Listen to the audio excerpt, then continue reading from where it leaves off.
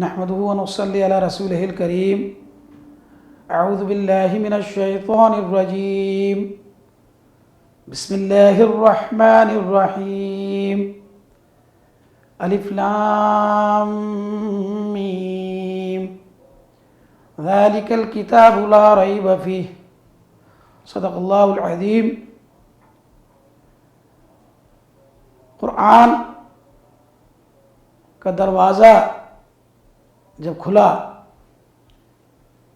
تو اس کا آغاز ایک ایسے حروف سے کیا گیا کہ جس کے معنی سے حضرت انسان ناواقف ہے۔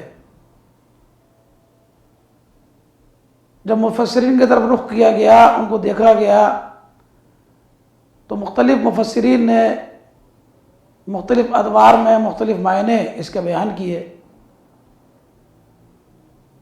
کچھ مفسرین نے کہا کہ کسی شرعی دلیل کے بغیر اس کے معنی کا جاننا، اس سے تعارف کیا جائے۔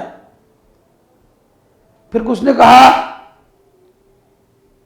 کہ یہ جو حروف مقطعات ہیں یہ اللہ سبحانہ و تعالیٰ کے جو اسماء مبارک ہیں ان کا رموز ہیں۔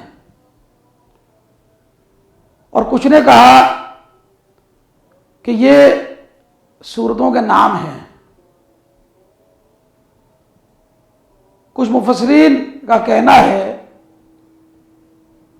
کہ یہ وہ الفاظ ہیں کہ جن کے بارے میں نبی کریم صلی اللہ علیہ وسلم کو آگاہ نہیں کیا گیا، اسی لیے نبی کریم صلی اللہ علیہ وسلم نے ہم تک اس کے معنی نہیں پہنچائے۔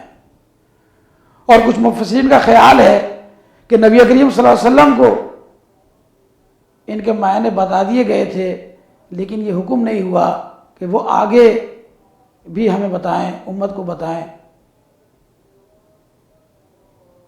پھر کچھ مفسرین کا خیال وہ یہ کہتے ہیں کہ جس دور میں قرآن پاک کا نزول ہو رہا تھا اس دور میں یہ الفاظ اتنے عام تھے کہ اس زمانے کے شعراء، ادباء اور عام افراد ان کے معنی بخوبی جانتے تھے، ان سے آگاہ تھے۔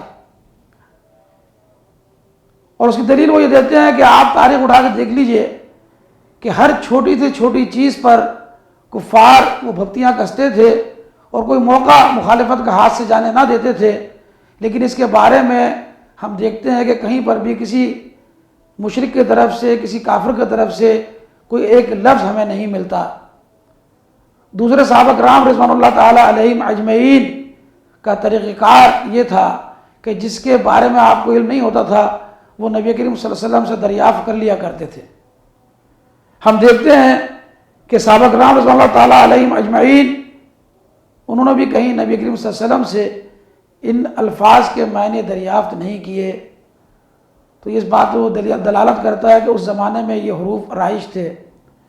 لیکن میرے دوستوں اور بھائیوں، یہ قرآن صرف مفسرین کے لیے نہیں، صرف علماء کے لیے نہیں، بلکہ یہ تو ہدایت ہے، لوگوں کے لیے ہدی للناس ہے۔ اس پر مجھے بھی غور کرنا ہے، آپ کو بھی غور کرنا ہے، اسی طرح جس طرح کہ ہم اپنی زندگیوں میں دیگر معاملات میں غور کرتے ہیں۔ میں غور کر رہا تھا اور میں اس نتیجے پر پہنچا کہ یہ وہ الفاظ ہیں کہ جن کے معنی نبی کریم صلی اللہ علیہ وسلم کو معنی معلوم تھے یا نہیں تھے، لیکن جس طرح جبریل امین نے آپ پر وحی کیے، جس طرح اللہ سبحانہ و تعالیٰ نے آپ پر نازل کیے، آپ نے منوات اسی طرح قرآن میں لکھوا دیے۔ اور یہ دلالت کرتے ہیں اس بات پر کہ قرآن حق ہے، اللہ کا کلام ہے، اور جس طرح میرے نبی کو امانت دیا گیا وہ آپ نے امت تک پہنچا دیا۔ اسی لیے اس کے فوراً بعد کہا گیا الف لام میم ذالک الکتاب لا ریب فیہ، کہ یہ وہ کتاب ہے جس میں کسی قسم کا کوئی شک و شبہ نہیں۔ اللہ سے دعا ہے کہ اللہ تعالی ہمیں عمل کی توفیق عطا فرمائے۔ وصلی اللہ علیہ محمد وعلی آلہ وصحبہ اجمعین۔